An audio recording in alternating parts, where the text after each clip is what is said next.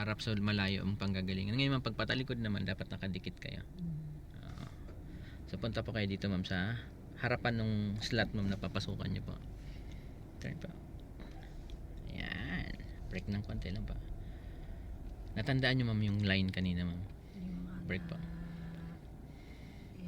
Hindi, break pa. Kasi ang ginawa natin kanina ma'am sa line, di ba nagpark tayo ng line doon. Ang side mirror na to ma'am sa pangalawa. Tapat. Pangalawang guhit po, di ba? Kasi kanina unang line, pangalawang line.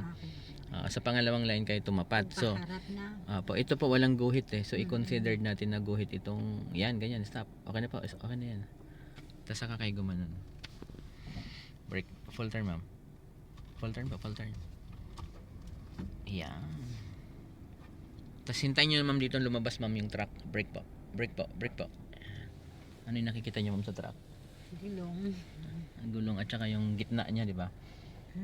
Okay. Kasi ma'am pag kotse yan ma'am, gulong sa likod. Yan, gulong niya sa harap yan eh. Ay syempre ang truck mas mahaba at mas malaki. Kaya gulong.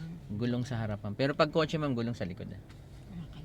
Kahit yan kaya kikita naman natin yung tangke niya eh. Yun na yun eh. Reverse po kayo. Ayan, full turn ma'am sa right.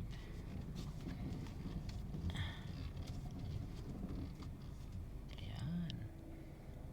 Tapos yung truck na yun ma'am na nakikita mo dito sa right mirror ma'am, dapat lumabas dyan.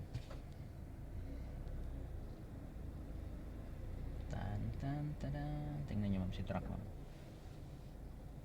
Kailangan magkabilang side yan ma'am para mong kita.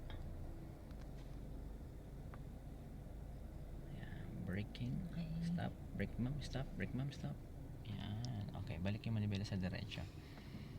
1. Tama na, mahawa ka. Okay, atras pa rin.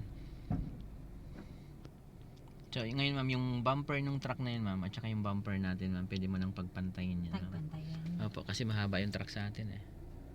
Gas pa. Ayan, brake pa. Brake pa. Para lang ligtas ka ma'am sa likod. Ayan, konti pa.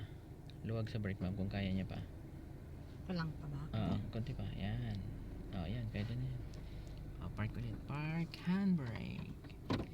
Handbrake niyo pa ma'am. Kasi medyo pasob-sob yung slot eh.